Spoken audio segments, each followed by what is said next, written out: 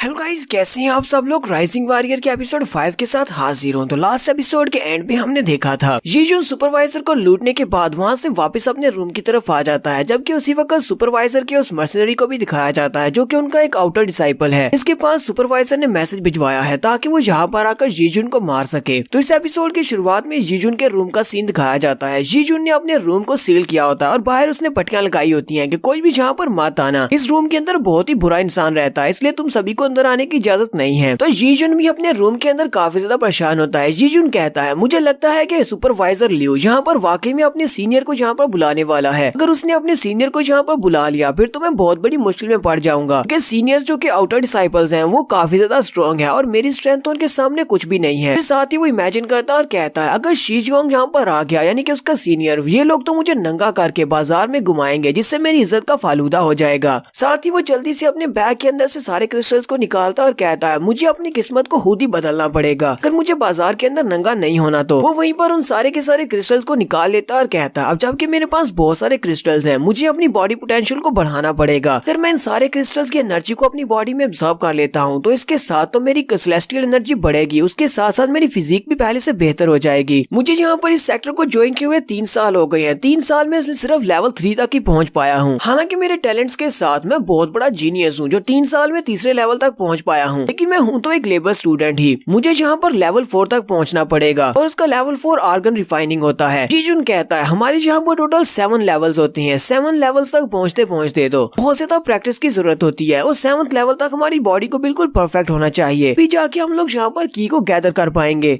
जीजून बहुत ज्यादा खुश होता है और कहता है, मैंने पिछले 3 साल में जो मिस्टेक्स की हैं वो अब नहीं करने वाला, क्योंकि पिछले 3 साल में मेरे पास बहुत ही कम एनर्जी क्रिस्टल्स है जिनको एब्जॉर्ब करके मैं लेवल अप कर पाता, लेकिन अब जबकि मेरे पास क्रिस्टल्स है मैं इनको एब्जॉर्ब करके अपनी कल्टीवेशन को बढ़ा सकता हूँ। वो वहीं पर कल्टीवेट करने के स्टेज में बैठ जाता है और जल्दी से अपनी पावर्स को रिलीज करते हुए उन सारे क्रिस्टल्स की एनर्जी को अपनी बॉडी में एब्जॉर्ब करना स्टार्ट करता है। उसने सारे क्रिस्टल्स को अपने इर्द गिर्द रखा होता है। वहाँ पर जितने क्रिस्टल्स होते हैं वो उन सभी को अपने इंटरनल ऑर्गन्स में एब्जॉर्ब करने की कोशिश कर रहा है ताकि वो यहाँ पर ऑर्गन रिफाइनिंग की स्टेज पर जा सके और लेवल 4 को अचीव कर सके। तो इन सारे क्रिस्टल्स के अंदर से जितनी भी मैजिकल एनर्जी निकलती है वो सारी उसकी बॉडी के अंदर एब्जॉर्ब होती है, जहाँ से वो सीधी उसके ऑर्गन्स के अंदर जाती है ताकि वो उसके ऑर्गन्स को रिफाइन कर सके और उसके ऑर्गन्स के अंदर जितना भी पॉइजन होता है या फिर जितने भी बैड मटेरियल्स होते हैं वो उन सभी को बाहर निकाल देती है और इसकी बॉडी के अंदर जो ओरिजिनल पोटेंशियल होती है, जो इसकी स्पिरिचुअल एनर्जी है, वो 10 गुना तक बढ़ जाती है। वहीं पर थोड़ी देर बैठ कर कल्टीवेट करने के बाद उसकी बॉडी चमक रही होती है क्योंकि उसकी बॉडी के अंदर बहुत सारी एनर्जी आ गई है। ये सारी की सारी मैजिकल एनर्जी उसकी बॉडी के अंदर है और उसकी आंखें भी चमकना शुरू हो जाती है। जीजून अपनी आंखें खोलता है और कहता है, तो फाइनली मैंने कर लिया, मैंने इसको कम्प्लीट कर लिया, अब मैं लेवल 4 पर पहुंच चुका हूँ। जीजून यहीं पर इतना ज्यादा खुश होता है कि वो अपने हाथ को साथ वाली दीवार के ऊपर रखता है। जैसे वो अपने हाथ को दीवार पे रखता है वहाँ पर एक जबरदस्त धमाका होता है और दीवार भी टूट जाती है। तो उसने तो सिर्फ हाथ ही रखा था लेकिन उसकी स्ट्रेंथ पहले से बहुत ज्यादा बढ़ जाती है। जीजून बहुत ज्यादा खुश हो जाता है और कहता है, मैंने यहाँ पर 50 स्पिरिचुअल स्टोन्स को एब्जॉर्ब किया है जिसकी वजह से मेरी स्पीड भी बहुत ज्यादा बढ़ गई और मेरी स्ट्रेंथ भी। इसका मतलब तो यह है कि अब मैं लेवल 4 पर प्रमोट हो चुका हूँ। मैं तो एक बहुत बड़ा जीनियस हूँ। और वो बहुत ज्यादा खुश हो रहा होता है कि उसी वक्त उसे एक जबरदस्त झटका लगता है। अपने सर को पकड़कर कहता है, मेरे सर में बहुत ज्यादा दर्द हो रहा है, ये अचानक से मुझे क्या हो रहा है, कहीं ऐसा तो नहीं है कि ये कोई साइड इफेक्ट है इतनी सारी स्पिरिचुअल एनर्जी को एब्जॉर्ब करने का। और यहाँ पर फिर से उसे वो लड़की लड़का दिखाई देते हैं। जीजून अपनी आंखें बंद करके कहता है, ये तो वही दोनों हैं, मैंने इनको पहले भी देखा है जब वो लाइट मुझे आसमान पर लेकर गई थी, लेकिन आज ये दोनों हैं कौन। वो उनसे कहता है, तुम दोनों कौन हो, यहीं पर रुको, मेरे सवाल का जवाब दो, मुझे बताकर जाओ कि तुम दोनों कौन हो। लेकिन वो दोनों वहीं पर फिर से बादलों में गायब हो जाते हैं। जीजून वहीं पर चिल्लाकर कहता है, यहाँ से मत जाओ। फिर जैसे वो अपनी आंख खोलता है तो वहाँ पर कोई भी नहीं होता है। जीजून कहता है, लगता है कि ये मेरी कोई इमेजिनेशन है, यहाँ पर ऐसी कुछ चीजें दिखाई दे रही हैं जबकि वो यहाँ पर है नहीं। जीजून अभी यहीं पर होता है कि उसी वक्त बाहर से किसी के चिल्लाने की आवाज आती है कि मेरी मदद करो। बहुत ज्यादा घबरा जाता है और चिल्लाकर कहता है, मैंने कहा था ना कि मेरे रूम के अंदर मत आना, मैंने बाहर लिखकर भी लगाया हुआ है कि यहाँ पर अंदर एक बहुत ही बुरा इंसान रहता है, इसलिए तुम अंदर नहीं आ सकते। जबकि ये उसका वो छोटा दोस्त होता है शेनमो। चिल्लाकर उसे कहता है, ब्रदर जी ये मैं हूँ, प्लीज मेरी हेल्प करो। जीजून अपने उसी घर के होल में से बाहर की तरफ जाकर देखता है और कहता है, ये वाली आवाज तो कुछ जानी पहचानी लगती है। वो बाहर देखता है तो जहाँ पर उसने दीवार को गिराया था हाथ लगाकर, तो सारा मलबा शेनमो के ऊपर ही गिरा होता है और वो उसके नीचे दबा होता है। वो उसे कहता है, मैं सांस नहीं ले पा रहा, मुझे आकर बचाओ। जीजून भागता हुआ बाहर निकलता है और जल्दी से आकर मलबे को हटाता है और कहता है, मरना मत, मैं आ रहा हूँ, मैं तुम्हें बचा लूंगा। और उसके ऊपर से पत्थरों को हटाकर वो उसे नीचे से बाहर निकालता है और उसे कहता है, शेनमो तुम यहाँ पर क्या कर रहे हो और तुम यहाँ पर पत्थरों के नीचे कैसे आ गए। शेनमो से कहता है, ब्रदर जी मुझे तुम्हारी काफी फिक्र हो रही थी, इसी वजह से मैं तुमसे तुमसे मिलने के लिए आया था, लेकिन तुम्हारा दरवाजा बंद था तो मैं खिड़की के पास ही खड़ा था कि अचानक से तुम्हारी दीवार टूट गई और मैं नीचे आ गया। जीजुन अपने इस किए हुए को छुपाने के लिए उसे कहता, हाँ ये तो सिर्फ एक एक्सीडेंट है, क्योंकि मेरे घर की दीवारें बहुत ज्यादा कमजोर हो गई है, ये अचानक कहीं से भी गिर जाती है। तो मुझे ये बताओ कि तुम यहाँ पर मुझे क्यों ढूंढ रहे थे, तुम्हें मुझसे क्या चाहिए? वो जल्दी से उसका हाथ पकड़ता है और उसे कहता है, ब्रदर जी मेरी बात सुनो, जल्दी से यहाँ से भागना होगा, क्योंकि सुपरवाइजर लियू ने अपने सीनियर ब्रदर को यहाँ पर बुला लिया है और वो बहुत ही जल्दी यहाँ पर आने वाला है, वो तुम्हें मार डालेगा। उसी वक्त उन्हें सुपरवाइजर लियू की आवाज आती है, जो कि अपने हाल में से चिल्लाकर उसे कह रही होती है, जीजुन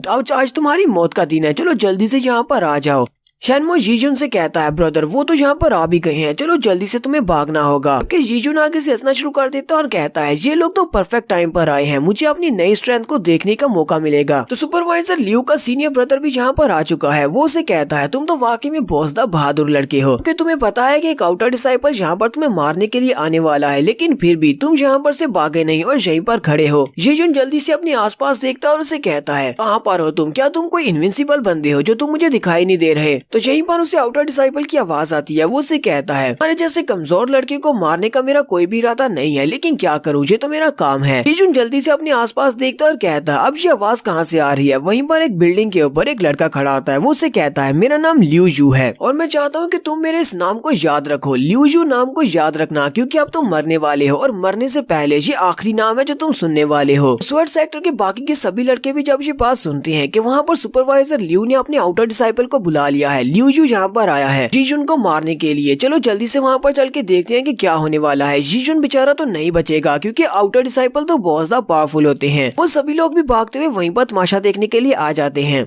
लियू यू जीजुन से कहता है, लड़के मैंने सुना है कि तुमने मेरे सुपरवाइजर से उसके कुछ स्टोन्स को चोरी किया है, इसके सारे के सारे स्पिरिचुअल स्टोन्स को वापस कर दो और अपने दोनों बाजू तोड़ दो, क्योंकि आज मेरा मूड ऐसा नहीं है कि मैं किसी के साथ फाइट करूं, इसी वजह से मैं तुम्हारी जान बख्श देता हूं, तुम्हें बस अपने हाथ तोड़ने होंगे। जबकि जीजुन उसका मजाक उड़ाते हुए कहता है, मुझे जानवरों की भाषा नहीं आती, पता नहीं तुम यहाँ पर कौन सी भाषा में बोल रहे हो, तुम अपने साथ किसी ट्रांसलेटर को नहीं लेकर आए जो मुझे बता सके कि तुमने क्या बकवास की है। जबकि लियू यू अपने हाथ में उसने जो फैन पकड़ा होता है वो उसी फैन को उसकी तरफ फेंक देता और कहता है, अफसोस मैं तो यहाँ पर तुम्हारे पर तरस खा रहा था, लेकिन तुम तो एक कुत्ते के कुत्ते ही निकले, लेकिन अब तुम्हें मरना होगा। तो वो अपने फैन को बड़ी स्पीड के साथ उसकी तरफ फेंकता है। लीजुन जल्दी से शैनमो को पीछे की तरफ धक्का दे देता है, खुद उसके अटैक के सामने आकर खड़ा हो जाता है, जबकि उसका फैन उसकी बॉडी के ऊपर आकर लिपट जाता है। एक रस्सी की तरह जीजुन को वहीं पर बांध लेता है। जीजुन को वहाँ पर अपनी एनर्जी शील्ड के अंदर बांधने के बाद सुपरवाइजर लियू से कहता है, लियू डाओ अब ये तुम्हारा है, बहुत ज्यादा बोर हो रहा हूँ, अब मैं ब्रेक लेने के लिए जा रहा हूँ, इस लड़के को यहाँ पर बांध दिया है, तुम इसके साथ जो चाहे वो कर सकते हो। सुपरवाइजर उसे कहते हैं, ब्रदर तुम्हारा बहुत बहुत शुक्रिया, अब देखो मैं इसके साथ क्या करता हूँ। सुपरवाइजर लियू जल्दी से हंसते हुए जीजुन के सामने जाकर खड़े हो जाती है और उसे कहती है, तुमने तो ऐसा सोचा भी नहीं होगा कि तुम्हारी रेट्रिब्यूशन इतनी जल्दी तुम्हारे सामने आ जाएगी। तुमने मेरे साथ जो कुछ भी किया था अब तुम्हें उस सब का बदला चुकाना पड़ेगा, जो कि तुमने मेरी तशरीफ के साथ किया था वो भी अब मैं तुम्हारे साथ करने वाला हूँ। जबकि जीजुन भी आगे से हंसना शुरू कर देता है और जैसे ही वो अपने बाजू को थोड़ा सा जोर लगाकर खोलता है तो वो सारी रस्सियां टूट जाती हैं जो कि एनर्जी से बनी होती हैं। जीजुन हंसते हुए उसे कहता है, तुम मेरी तशरीफ के साथ क्या करने वाले थे, तुम्हें पहले मेरी तशरीफ से इजाजत लेना पड़ेगी। सुपरवाइजर लियू भी ये देखने के बाद बहुत ज्यादा हैरान हो जाते हैं। जीजुन अपने आप को आजाद करने के बाद उसके पेट में एक जबरदस्त किक मारता है और जिससे वो उड़ता हुआ पीछे जाकर गिरता है। वहीं पर गिरने के बाद उसके मुंह से जाग निकलना शुरू हो जाती है, वो बेहोश हो जाता है और उसके दोनों गार्ड्स भागते हुए आगे बढ़ते हैं और कहते हैं, सुपरवाइजर ने तो फिर से इस लड़के से मार खा ली, चलो जल्दी से यहाँ पर आओ, कोई तो हमारे सुपरवाइजर को बचाओ। जीजुन उन दोनों से कहता है, अपने इस सुपरवाइजर को लेकर यहाँ से दफा हो जाओ, कहीं ये यहीं पर न मर जाए, वरना मेरे लिए बहुत ज्यादा मुश्किल हो जाएगी। तो लियू यू भी ये देखने के बाद काफी ज्यादा हैरान होता है और हंसते हुए उससे कहता है, लड़के तो तुमने मेरी उस शील्ड को भी तोड़ लिया